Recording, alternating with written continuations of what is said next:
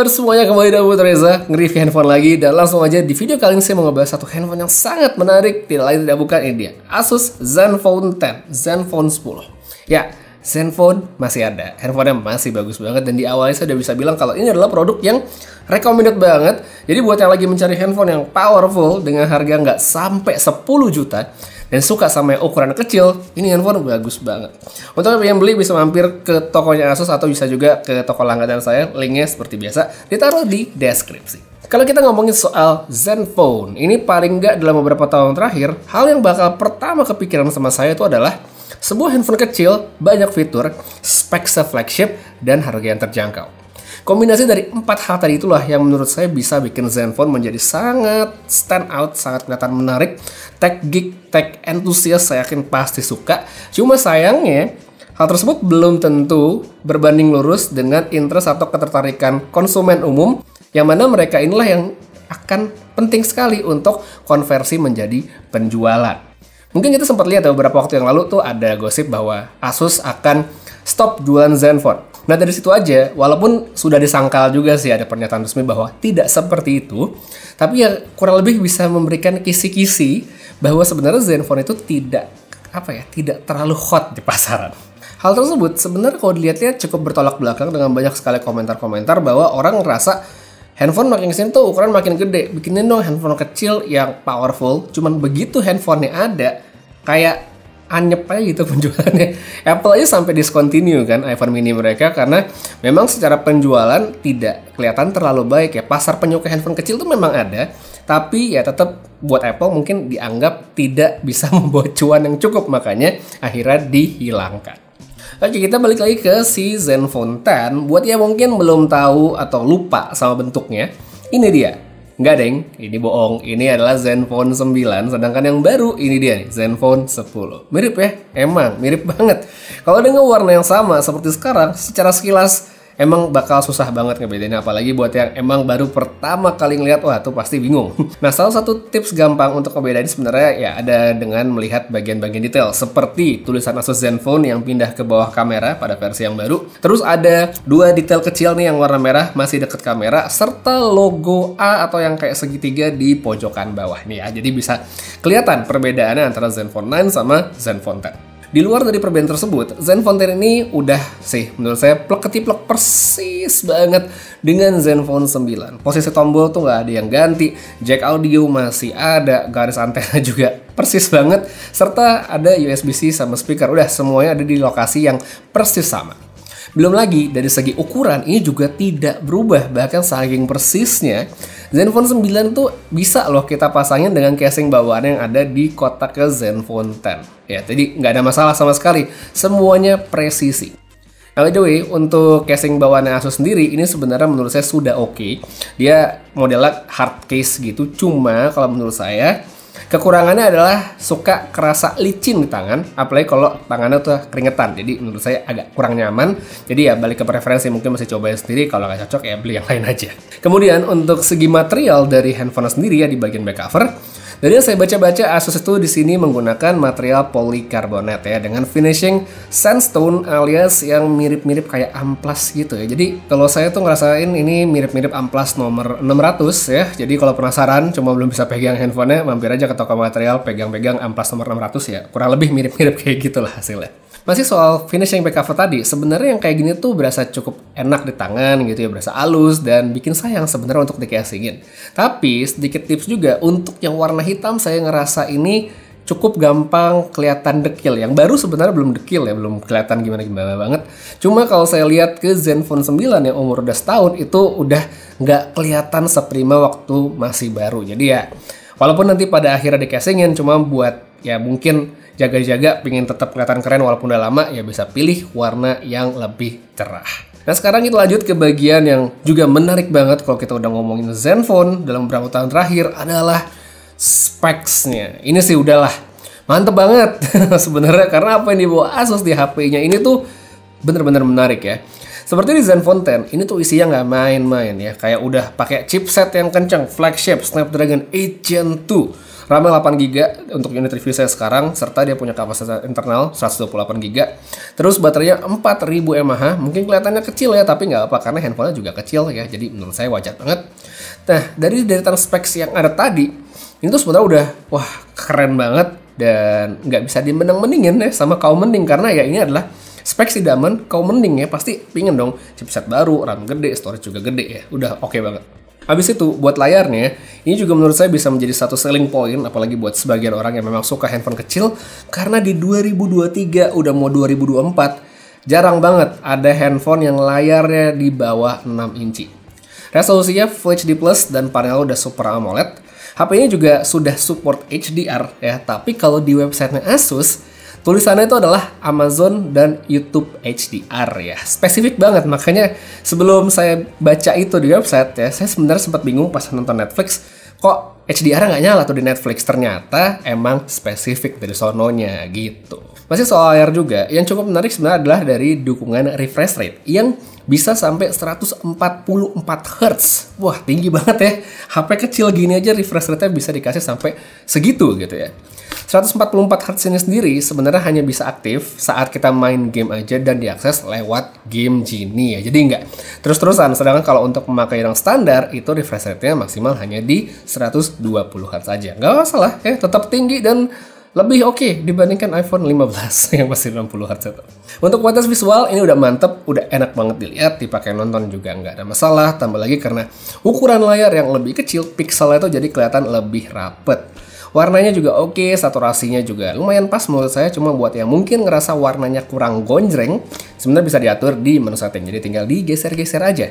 Terus buat speaker dari segi audio juga sudah mencukupi ya, jadi walaupun handphone kecil, tapi ya speakernya lumayan kencang. Balik lagi ke soal performa ya, kita sekarang ngebahas soal Snapdragon ya, tadi yang Snapdragon 8 Gen 2. Sepertinya memang tidak perlu diragukan lagi, performanya mantap, Antutu sudah pasti tinggi, dan itu nggak sekadar angka doang, karena memang tercermin dari segi pemakaian dan user experience yang sangat mulus ya. Jadi kalau untuk pemakaian sehari-hari, untuk multitasking, split screen ya, pindah-pindah aplikasi, atau menjalankan aplikasi harian buat browsing, chatting, dan segala macam, semua sudah lancar. Untuk main game ini juga bagus banget ya, udah oke banget ya, saya udah nyobain udah hampir 3 mingguan saya menggunakan handphone ini dan sangat puas. Nah, ngomong-ngomong soal gaming, ini juga menurut saya ada satu poin yang cukup menarik ya. Jadi Asus tuh seperti memang ngebatasin power atau tenaga yang digunakan ketika kita melakukan aktivitas berat seperti game. Jadi contoh, saya main Honkai Star Rail gitu dengan settingan yang tinggi, saya pasang yang tinggi, dalam profile yang default, ini tuh sebenarnya ada di settingan dynamic. Jadi dynamic ini bisa dibilang ya mode tengah lah, di mana emang dia tidak menggunakan kapabilitas sepenuhnya dari chipset, cuma masih oke. Saya main Honkai Star Rail itu FPS-nya ada di kisaran 40 ya, 40, 30, 40 dalam mode ini. Cuman ada beberapa saat juga kadang kayak dia kelepasan, tiba-tiba jadi 59, habis itu turun lagi ke 40. Nah, yang menarik adalah kalau misal saya ganti ke high performance, itu udah naik banget performanya. Ya bisa sampai 59, 60, cuman kalau udah panas dia juga bakal turun ke 40-an.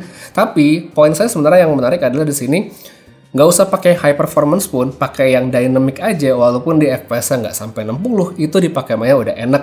Dan saya bisa berlama-lama main di sini, ya, mainnya lancar, dan handphone-nya nggak panas, itu keren banget. Selain itu, yang juga oke adalah dari segi baterainya, ini handphone baterainya kecil kan ya, HP-nya kecil, baterainya juga nggak gede, cuma ternyata daya tahannya mantap ya. Jadi kalau untuk pemakaian sehari-hari ya, buat orang yang mungkin aktivitasnya tidak intensif di handphonenya, mungkin main game juga yang tidak langsung 2 jam, 3 jam sekali main, ini handphone sih seharian nggak ada masalah gitu untuk dipakai. Sesuatu yang jarang kita temukan di handphone yang ukurannya kecil, karena biasanya handphone kecil identiknya dengan baterai yang tidak awet. Sedangkan Asus di handphone ini bisa bikin handphone kecil yang baterainya awet. Bagus banget. Dan satu lagi, seperti biasa kita lanjut ke bagian kamera. Ini juga tidak kalah menarik karena Asus menggunakan dua lensa seperti yang bisa lihat sini, dengan 50 megapiksel dengan lensa Sony dan 13 megapiksel ultrawide, sedangkan untuk kamera depan dia 32 megapiksel aja. Yang menarik dari kameranya si Asus ini sebenarnya bukan dari segi resolusinya aja, tapi ada 6 axis gimbal stabilization. Ini menarik sekali, di handphone sekecil ini ada gimbalnya. Nah, ini berdampak pada pengambilan foto dan video karena handphone ini menjadi sangat-sangat stabil. Jadi untuk pengambilan foto saat malam hari gitu ya, kita nggak perlu khawatir tangan shaky karena ya handphone lebih stabil. Ngambil video di bawah jalan itu juga udah oke banget. Nanti kita bisa lihat hasilnya di belakang. Dan sekarang kita lihat sedikit untuk mode foto yang disediakan di Asus Zenfone 10. Sebenarnya cukup standar kayak handphone Asus ya. Tapi mungkin nggak semua orang familiar dengan handphone Asus. Tapi ya di sini mode-mode yang umum seperti night, portrait, panorama, light trail, dan lain-lainnya sudah tersedia. Sedangkan untuk video, kamera belakang dari handphone ini bisa ngerekam hingga resolusi 8K 24 fps dan kamera depannya itu sayangnya hanya bisa di Full HD 30 fps aja. Jadi ya sebuah apa ya, kayak hal yang sering kita lihat gitu, dimana kamera belakang nggak kelihatan well developed, bener-bener diperhatiin, digarap dengan maksimal, tapi kamera depannya kayak di nomor 2 kan gitu. Jadi langsung aja sekarang kita lihat gimana sih hasil fotonya dari si Zenfone 10. Kalau menurut saya ini tuh udah jadi kamera yang akan sangat mencukupi bagi banyak orang karena ya udah oke gitu. Emang tidak sebaik handphone yang lebih mahal, tapi jelas ini nggak bisa dibilang jelek. Ketajaman sama detailnya itu udah bisa dibilang baik, apalagi kalau kita foto objek maupun subjek yang dekat itu detailnya bagus. Untuk warna, saya lihat kecenderungannya dia punya saturasi yang tinggi, kayak misalnya ke warna-warna dominan kayak hijau sama merah, itu magenta lumayan naik warnanya. Kontras juga cukup tinggi di sini. Lalu kalau kita ngomongin soal dynamic range, menurut saya Zenfone ini sebenarnya sudah oke ya. Dia tidak ada efek yang terkesan bikin gambar jadi kelihatan lebay, memaksa satu aspek jadi lebih terang atau gelap. Menurut saya udah cukup banget. Habis itu kalau untuk performa lensa ultra wide buat saya oke aja sih ya. Jadi bukan sesuatu yang bisa dibanggain dari segi kualitas. Karena emang kalau kita lihat perbedaan dengan lensa utama itu lumayan jomplang ya. Dari segi warna, dari segi kontras itu udah beda banget. Kemudian kalau saya lanjut lagi ke bagian low light. Di sini sih fotonya itu kalau saya lihat ya, warnanya jadi cenderung lebih pucat ya. Kontrasnya berkurang, saturasinya juga kelihatan lebih rendah. Untuk nolong sebenarnya bisa kok pakai night mode ya, apalagi. Tapi justru kalau kita pakai night mode seringkali saya lihat malah warnanya itu jadi oversaturated ya. Jadi malah aneh kadang-kadang. So tinggal dipilih aja nih, mau yang lebih pucat aja terus diedit sendiri setelah foto atau mau ngikut warna bawaannya Asus. Habis itu kalau misalnya untuk lensa ultra wide ya udahlah ya, mendingan jangan deh dalam kondisi low light kecuali emang kepepet banget. Satu lagi untuk kamera depan, hasil sih menurut saya sudah oke pada kondisi siang hari misalnya yang cerah atau mungkin pencahayaan yang cukup.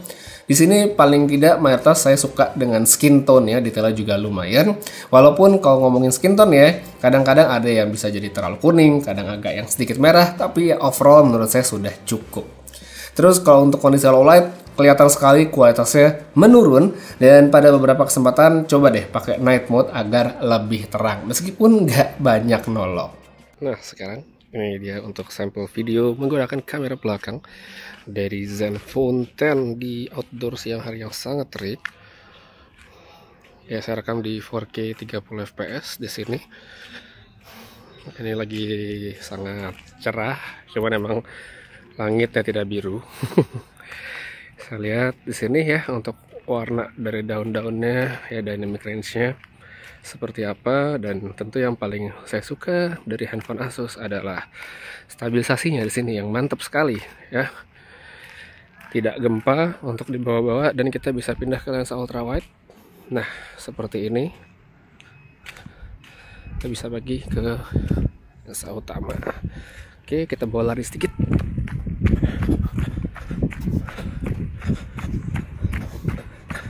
Ya, itu dia untuk kamera belakang sudah cukup ya. Terus kita cek ke kamera depan ya. Ya, pindah ke kamera depan. Ini dia dari si Zenfone 10. Masih dengan stabilisasinya ya menurut saya bagus. Cuma memang kalau untuk kamera depan kelihatan cropnya itu dekat sekali. Walaupun tangan saya udah jauh, tapi kelihatannya dekat. Kameranya ya demi stabil, cuman nggak apa-apa. Untuk skin tone bisa lihat ya, warna dynamic range di belakang untuk warna daun, langit dan segala macamnya. Audio bisa dengar, Dan untuk resolusi dia hanya bisa di 1080p aja ya gitu, jadi tidak bisa 4K. Dan untuk kualitas low lightnya sebenarnya nanti bisa lihat ya habis ini. Jadi kalau misalnya untuk ngevlog sebenarnya siang sekarang ini masih oke banget. Cuma kalau untuk kameranya di kondisi low light mungkin perlu dipertimbangkan untuk mencari sumber cahaya tambahan ya. Jangan terlalu gelap. Nanti kita lihat ya habis ini.